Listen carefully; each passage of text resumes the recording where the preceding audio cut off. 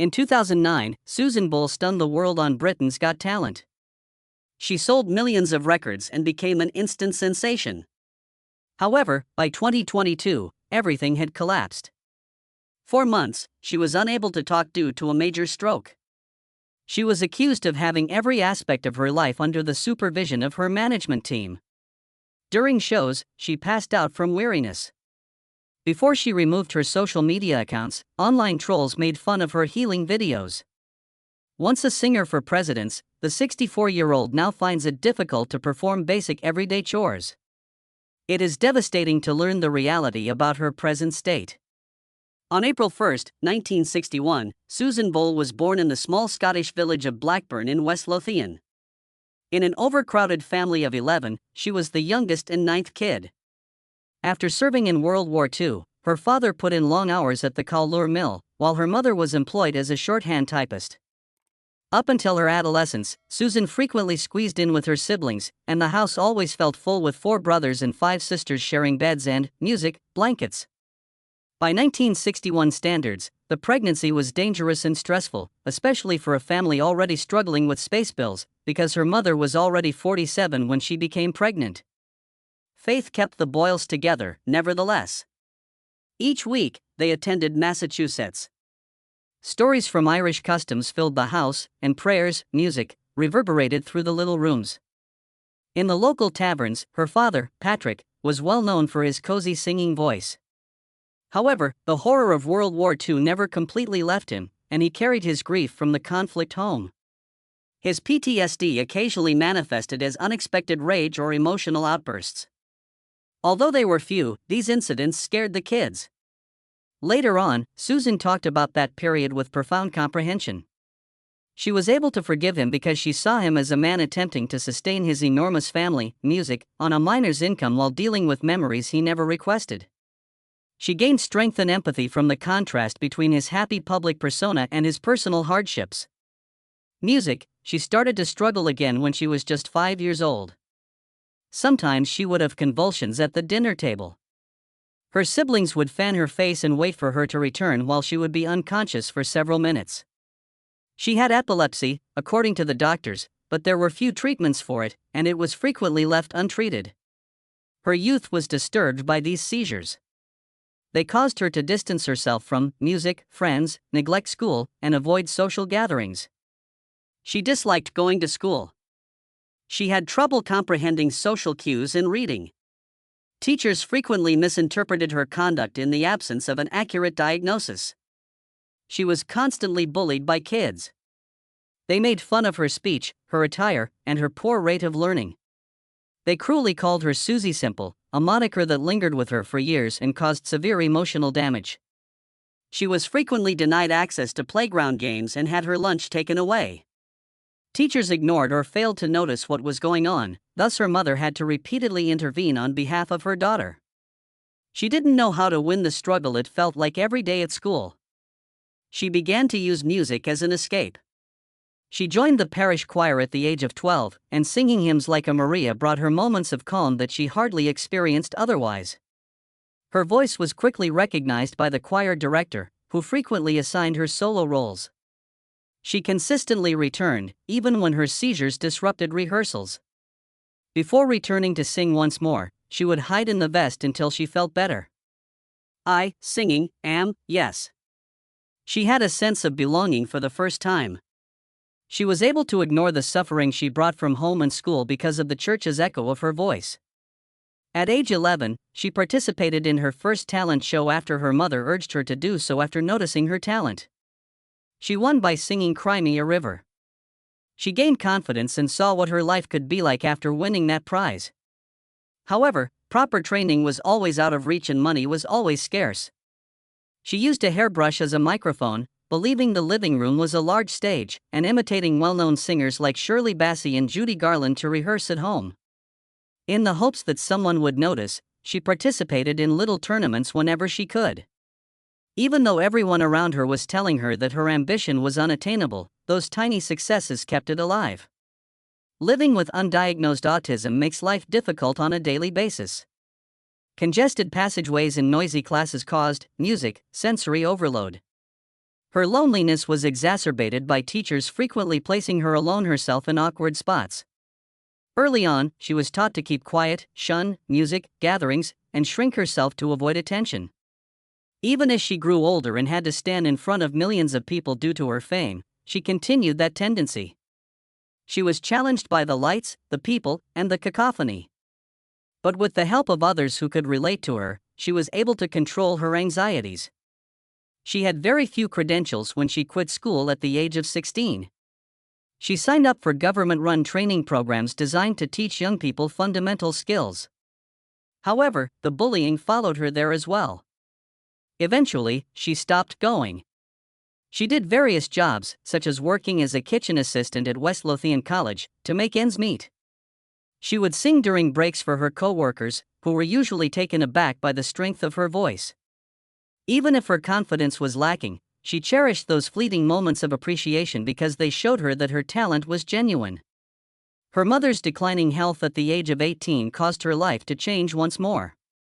Susan put her own aspirations aside without hesitation and became her full-time caregiver. Music, she volunteered at the church and worked long days taking care of her mother. She sang "I Don't Know How to Love Him" at a church fundraiser in 1979.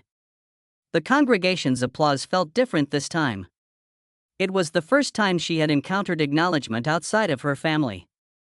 At a time when she was spending the most of her life taking care of others, these church performances preserved her love of music. She started taking singing lessons with vocal coach Fred Music O'Neill about the same time. She was able to control her breathing and the pauses brought on by her epilepsy thanks to his teaching. She enrolled in the Edinburgh Acting School in 1980 in order to develop her stage confidence and get over her shyness. Even though it was difficult to walk through the door due to anxiousness, she forced herself. She was able to develop and establish the foundation for her future profession thanks to those classes. She plucked up the bravery to try out for the BBC Talent Search Open Door in 1986 at the age of 25. Despite her weeks of practice, she was turned down by the judges. She was told she was too simple, which was a painful remark that plagued her for years. After that, she stayed out of the public eye for over a year, concentrating solely on her mother and staying away from anything that brought up that traumatic experience. As her voice became louder, her self-assurance dissolved. It would be a very long time before she tried again. Despite having a quiet fire inside, Susan Boyle's life felt modest on the outside during the 1990s. She worked long hours in Blackburn, Scotland, as a waitress, music, and checkout clerk. She returned home to tend to her dementia-stricken mother, Bridget Boyle. She would approach the karaoke microphone and music, sing every night as her shift finished and the pub patrons became heated and boisterous. Cat Song Memory was her favorite. She sang it so frequently that as soon as she entered, people began asking for it. No one thought her voice would get her anywhere, but it filled the room with something that seemed larger than the space. To save a little more for her dream, she occasionally skipped meals and saved every extra pound she earned. Singing mainly because it felt like breathing and not because anyone applauded, she continued to be bashful. Her compassionate heart and unwavering devotion to music were developed throughout those years, despite the fact that others around her never imagined she would sell millions of CDs. She made her debut on national television in 1995 at the age of 34. Michael Barrymore presented a talent program called My Kind of People, where she tried out.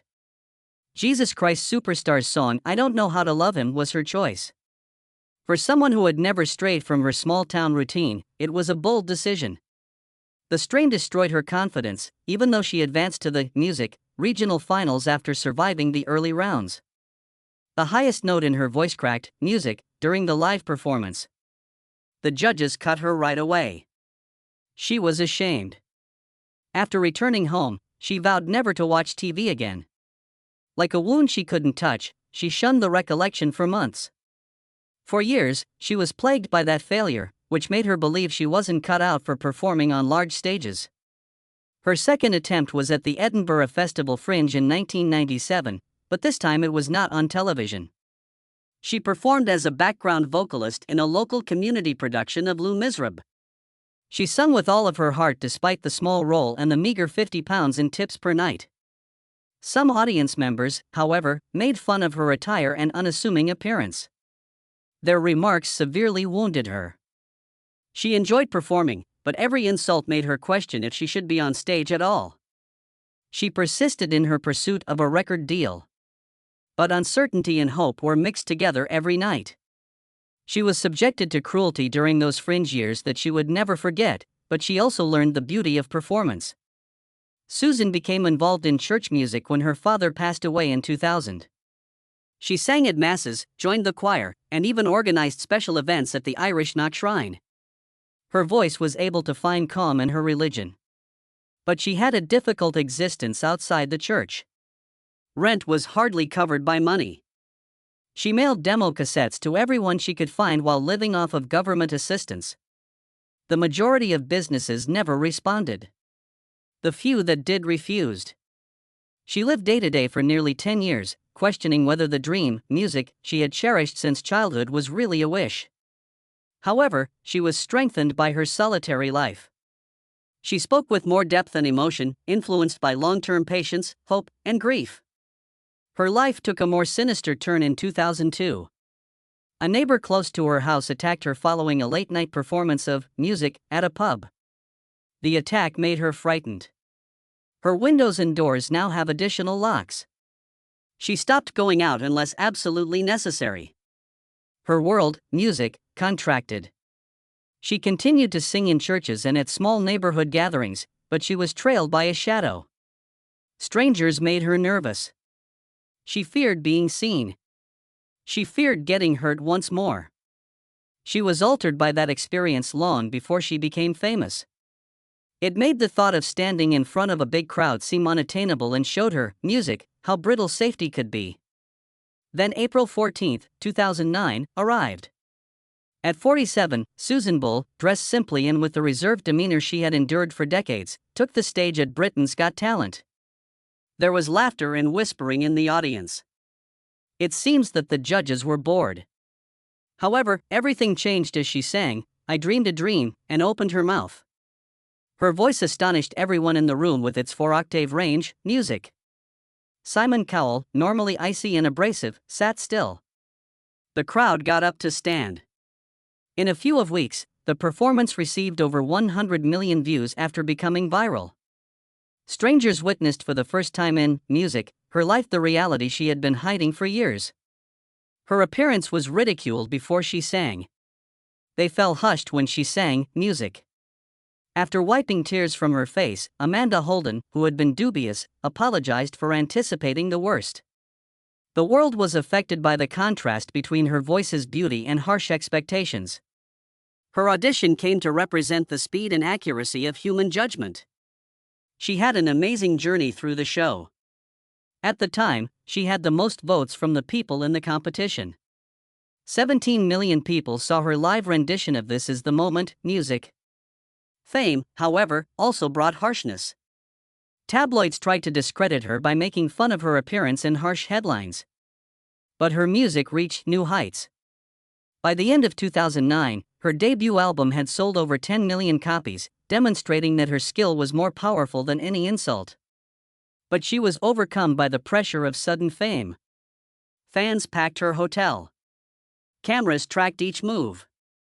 She was admitted to the hospital after experiencing a severe panic episode that resembled a seizure.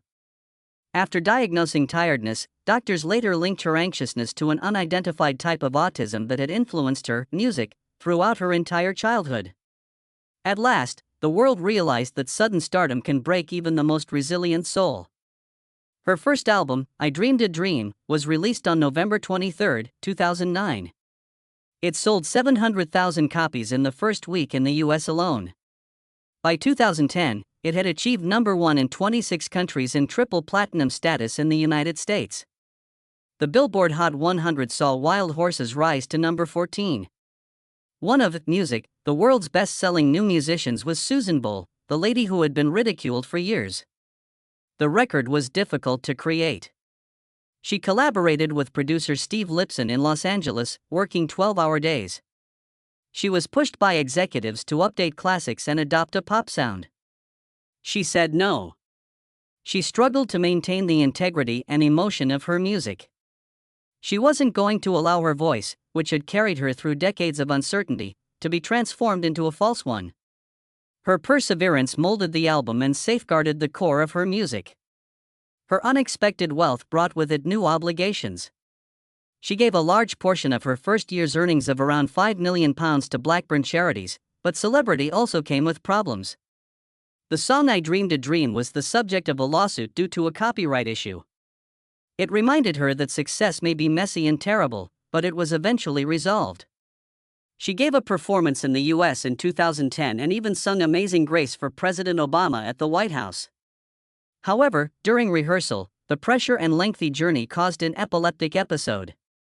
Reminding everyone that beneath the strong voice was a person still dealing with anxiety, health issues, and fatigue, she canceled certain activities and took a break. As her debut record came to a close, she encountered yet another moment that revealed the weird world she had entered. For a photo session, a stylist insisted that she wear high heels. She hurt her knee after slipping. According to her later statement, the fall felt like an attempt by the industry to change who she was. The moment demonstrated how the world frequently overlooked her actual strength, and her fans adored her for being genuine. With an album that no one anticipated, Susan Boyle entered the realm of record-breaking music in November 2010. The gift simultaneously reached the top of the US and UK charts and sold over 1.5 million copies in the US alone. In a single year, just 2 acts, music, had ever accomplished that. And soon after her previous album, I Dreamed a Dream, rocked the world that same year, she became the first woman to pull it off. Holiday sales increased even more because to her eerie voice on Oh Holy Night. In December 2010, the single alone achieved 500,000 downloads. It was all the result of a woman who lived in a little Scottish village and was invisible for almost her whole life. She left a photo shoot when others advised her to lose weight since the pressure was too great. She was called an obstinate diva in headlines that followed the incident. She solely cared about singing, despite being kind, introverted, and unconcerned with recognition. She shocked everyone once more in August 2011 when Someone to Watch Over Me, her third album, became the UK's #1 album. She became the first solo female musician to have 3 #1 UK albums in less than 2 years as a result. Her duet on I Know Him So with Geraldine McQueen considered one of the album's best tracks. Music, after a difficult rehearsal, they recorded it in a single poignant take. The song peaked at number 7 on the charts, and the album demonstrated that her reserved demeanor and few appearances in the media never held her back. People who initially saw her on Britain's Got Potential in 2009 continued to support her, and the triumph served as a comforting reminder that untapped potential can develop even in the absence of continuous attention. She was prepared to honor Broadway classics with her CD standing ovation by 2012, when she was ready to perform the music she loved. One of its most memorable songs was during her Bring Him Home live performance at the O2 Arena, where 20,000 spectators listened to the song in total quiet, until they burst out cheering. Moments after leaving the stage, she passed out backstage from dehydration due to their intense love. Everything she experienced in that room was captured on tape, so it remained. More than 500,000 copies of the album were sold worldwide, and it was the beginning of her transition from straightforward pop tunes to theatrical masterpieces that complemented her voice's depth. Her ascent continued with her Globe Tour from 2014 to 2016, which saw her perform in over 100 events across 30 countries. More than £10 million worth of tickets were sold throughout the trip, packing arenas in Sydney, New York, and London. She dedicated You Will See, one of her greatest nights, to the individuals who had harassed her as a child during her 2015 Royal Variety performance. She reclaimed a painful part of her past while standing on that stage in front of millions of people. She was able to establish herself on her own terms thanks to the tour, which also served as a reminder to the public that she remained resilient years after her initial success. While dealing with one of the most difficult anniversaries of her life, she recorded A Wonderful World in 2016. It coincided with the anniversary of her mother Bridget's death in 2007, and she sobbed multiple times in the studio. She occasionally sang while tears were still streaming down her cheeks, and the record turned into a subdued homage to the woman who encouraged her aspirations before anyone knew who she was. The album peaked at number 14 in the UK thanks to her song Pennies from Heaven, and listeners were moved by the unadulterated emotion in each song. The record became one of her most intimate creations, and the pain inspired music critics to appreciate the depth of her music. With her album 10 in 2019, she celebrated 10 years of international popularity.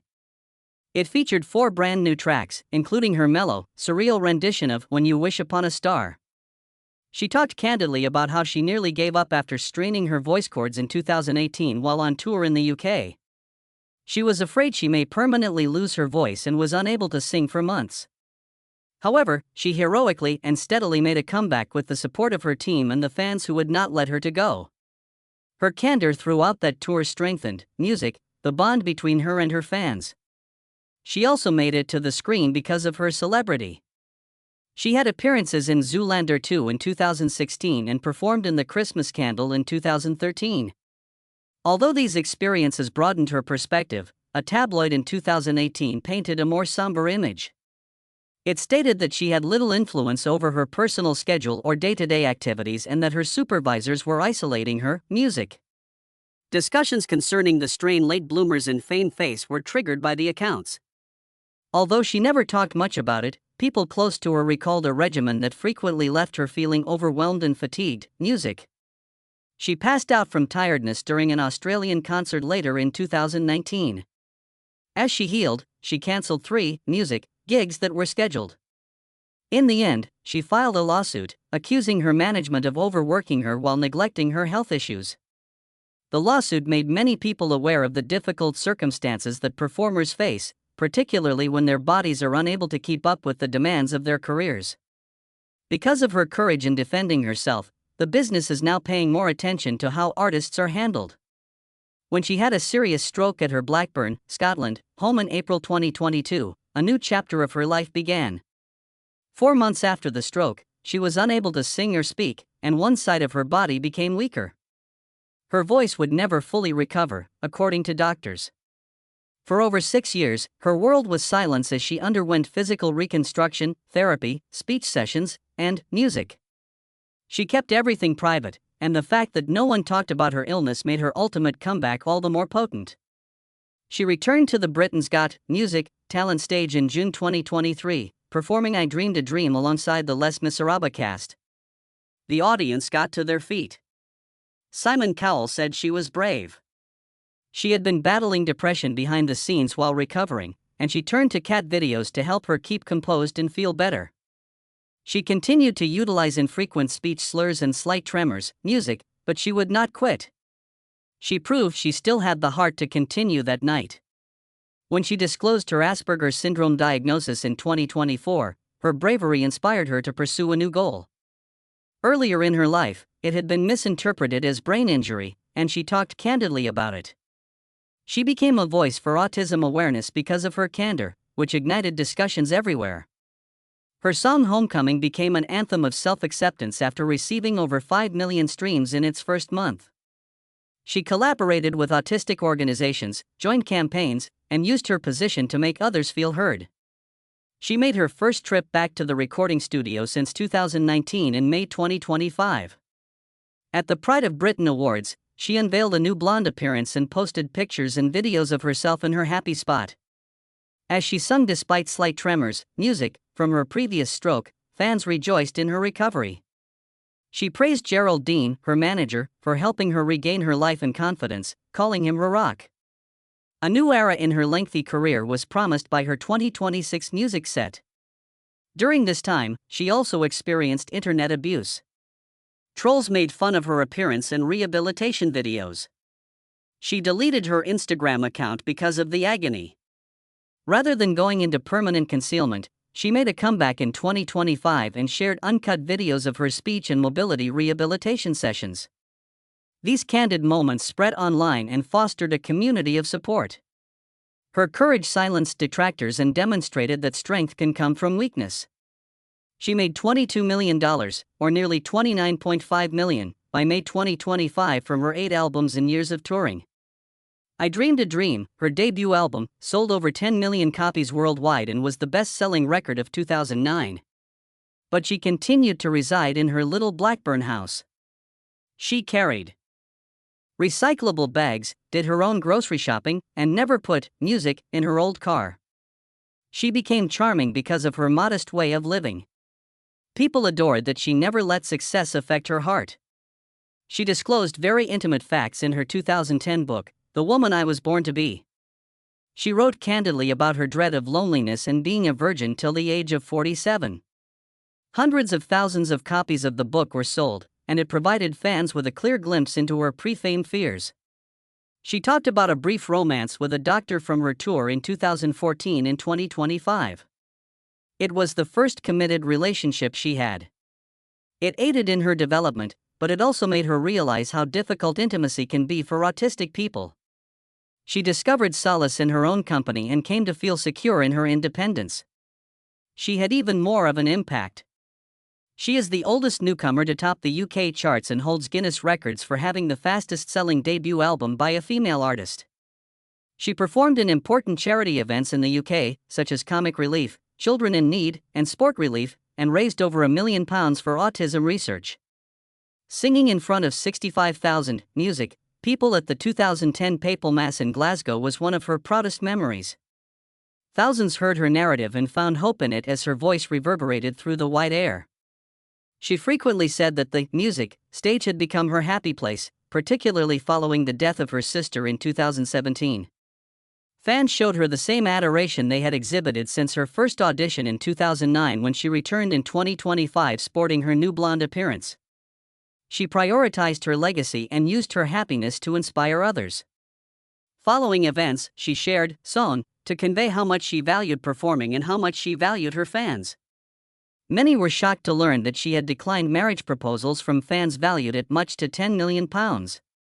Intense connections were difficult for her because of her autism, she claimed. Additionally, she, music, revealed that a memoir about her small stroke in 2022, her protracted recuperation, and her emotional return to music will be released in 2026. The book was supposed to be open, painful, hopeful, and full of the fortitude she possessed during each musical chapter of her life.